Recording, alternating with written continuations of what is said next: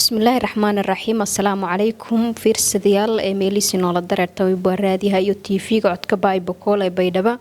waasin ka dhawaaydo toddobaadle oo idaacadda TV ga si toos ah ku bahayaan maalinimada Jimcaha fiirsadayaal doodan wayba toddobaadkan ku saabsan dhalinyarada Baydhaba iyo shaqalaanta haysata qaabka xalin ku deeri karo shaqalaanta dooda wayba oo kala qayb galayana Aamina Cabdiraxmaan Jaamac oo ururada bulshada nin ku dareerta Sheekh Cabdifataax Xasan Aadan oo usuna qof aqoon-yahan waan culimada Baydhaba kumid iyo Yaxye Maxamed Cali oo dhalinyarada Baydhaba kumid way inka horeen siyaaya oo ka bilaaway dooda Yaxye Cali oo dhalinyarada Baydhaba kumid walbadan ku og arimo shaqada iyo dhalinyarada Yaxye marka hore dhawaaw TV iyo raadiyaha codka Baybokol ka dhawaaw bal su'aalan koreyta dhalinyarada xalsho dhinaga shaqalaanta sadeen shukri aad ma santo ka dhawo marayso raadiyo iyo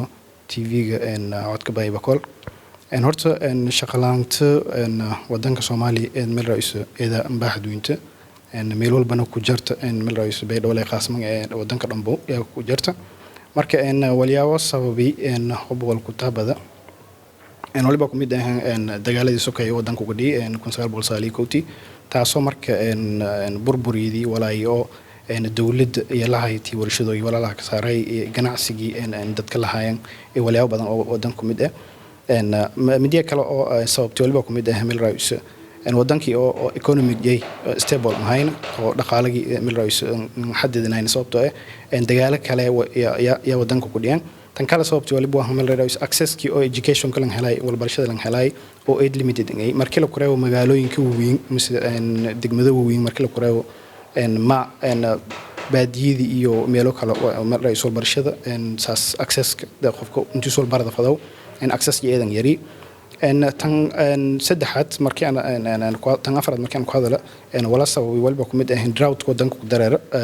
ku dhii oo xoolooyin ka baabaahayn taas oo sababtay hada wal hasaarkii wadanka dhinaca beero iyo meel raayis oo xadidmeen oo meel raayis eedan yaraadan marka waliba soo ku mid wala sababi meel raayis shaqalaanta wadanka ku jirta